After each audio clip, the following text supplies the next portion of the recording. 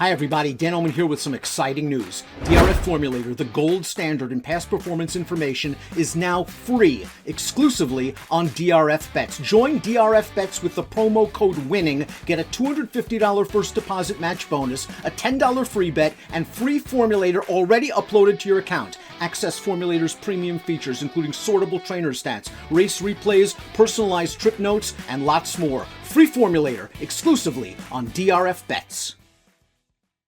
Hey everyone, David Aragona here with a look at the feature race at Gulfstream Park on Saturday, the Grade 3 Royal Delta for fillies and mares going 1 1/16 on the main dirt track at Gulfstream Park. And we're likely to have a pretty heavy favorite in this race in the number 6 Trusca, the returning older filly and mare champion from last year, the newly crowned champion, as I should say. She just won at the Eclipse Awards, and so nice to see the connections bringing this champion back for a 6-year-old season. She really doesn't have that much to prove after being so dominant in her 5-year-old year, winning basically everything out there in the division except for the Breeders' Cup Distaff, of course. But nice to see horses run like this, the good horses continuing to race into older age if they're doing well, and that's certainly been the case for Trusca. She's been at the top of her game in recent seasons. So let's throw up the field for this race, and no surprise to see that the number 6 Trusca listed at 2-5 on the morning line, likely to go even down further from that when the public starts betting on this race. She's likely to be 1-5 or even 1-9, because she just absolutely lays over this field from a form standpoint,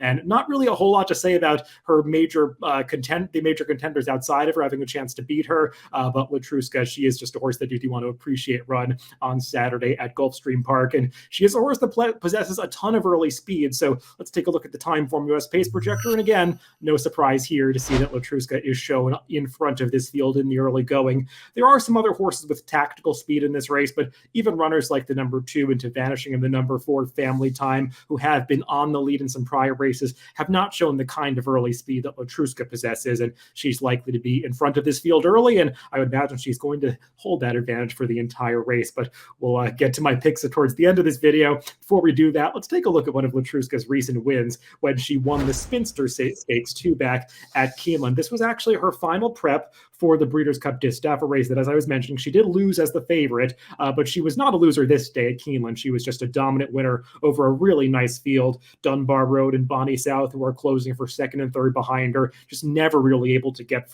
close to this front-running mare as she goes all the way from gate to wire to beat this field. There's something that she did in really all of her starts, except for the Breeders' Cup last year, from that Apple Blossom score right on through the Spinster. She was just as dominant as a horse could be in her division, running gigantic speed figures up from 121 all the way up to a 127, a mark that she reached a couple of times, both in the Ogden Phipps and the Personal Ensign in New York last summer.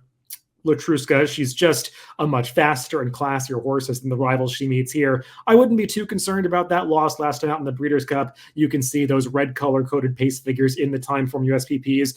Pace figures upwards of 150 going 1 1/8 are just an unsustainably fast pace, and they went a ridiculous clip early in that Breeders' Cup Distaff. And she is the kind of horse that has to be forwardly placed, and she was just cooked in that suicidal pace on the front end. So she was just eased up late, finishing 10th. I would not put too much stock in that effort. It was just an unfortunate circumstance that the race played out that it did that way, and she was not able to end her season with a coronation. But she's coming back off a 3-month layoff here, appears to be training well into this return, and it's just going to be a privilege to watch her get back in action in the Royal Delta on Saturday at Gulfstream Park. But let's check out the last race of arguably her main rival, and that is the number 3 Crazy Beautiful. Crazy Beautiful also coming in off a bit of a layoff. This is her when she last ran in the Cumley back at the end of November at Aqueduct, and she was bet down to 7-5 favoritism this day, but couldn't quite get the job done. You can see her, that's the gray horse coming down the center of the track, and she's just a little bit one-paced in the late stages of this race. She was really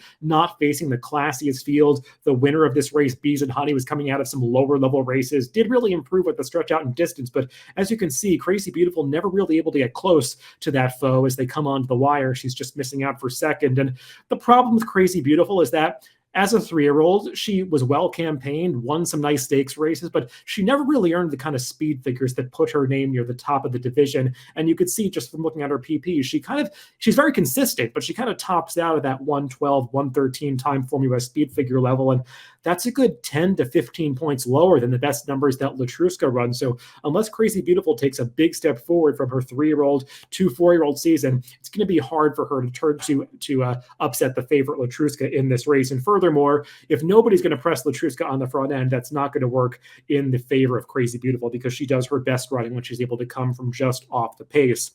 Another horse that would be a possible alternative to Trusca is the number 1 Il Malocchio, and a similar situation to Crazy Beautiful. She's making her 4-year-old debut here. Let's take a look at her race 2 back in the Bison City at Woodbine when she won her penultimate race of 2021. Notably, this was on the Tapeta course up at Woodbine, and she clearly has taken a liking to that synthetic surface as she gets the job done here in pretty game fashion over the runner-up. These two kind of battle onto the wire, and Il Malocchio does show some gainness to fend off that horse and get her nose in front as they come onto the finish line. But like I was saying, she really has been a specialist on the synthetic course. She's tried dirt about 3 times early in her career, particularly twice earlier in her 3-year-old season, and just not able to kind of run the speed figures that would really make her competitive in a graded stakes race. She did try a graded stakes in the Fairgrounds Oaks going back to March of 2021 and just really wasn't competitive that day, finishing over 20 lengths behind Travel Column, who was the top 3-year-old filly at the Fairgrounds at that time of year. Il Malocchio has subsequently improved, but like I said, she's done so on that synthetic course, so it remains to be seen if she can be effective on the dirt, and she'll be hard-pressed to beat a horse like Trusca, even if she does transfer that improved synthetic form to dirt in this race.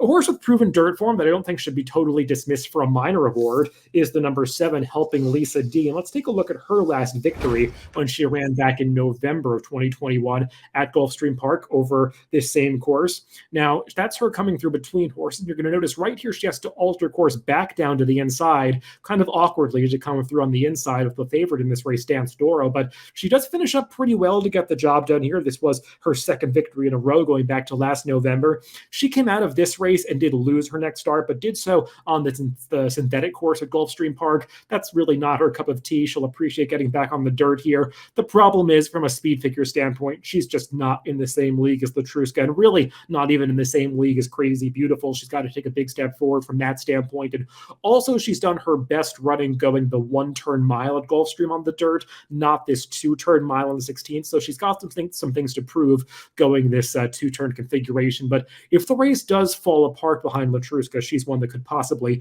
pick up the pieces for a minor award, possibly 2nd or 3rd in an exacta or trifecta. But let's just cut right to the chase. Throw out my picks for this race. As I kind of alluded to at the top of this preview, I'm going to put Trusca on top. She's not the kind of horse that I'd advocate betting at 1-5, but just the kind of horse that you want to appreciate run because she is such a champion, and she's likely to kick off her 2022 campaign with a victory in the Royal Delta Stakes on Saturday at Gulfstream Park. Good luck if you're playing this weekend.